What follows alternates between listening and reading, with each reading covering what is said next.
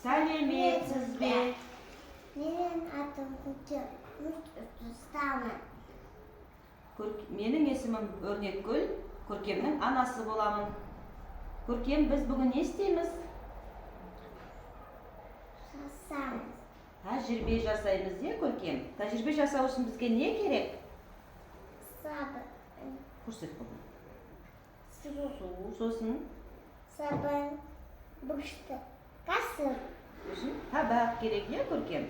Тәжірибе жасау үшін бірінші неден бастаймыз? Бірінші не істейміз тәжірибе жасау үшін? Су.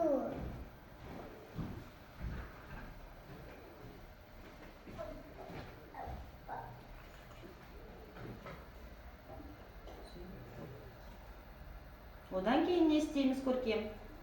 Бұрышты саламыз. Сала ғой. Қастың.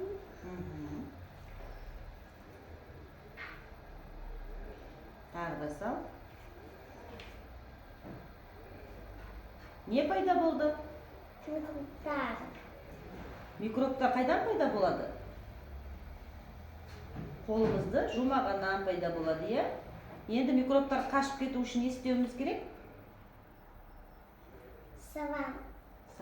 Сабынды салам, сабынды сал.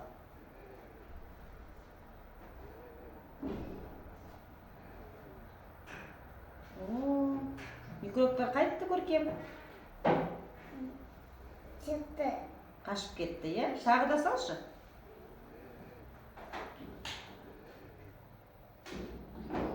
Тағы да сал.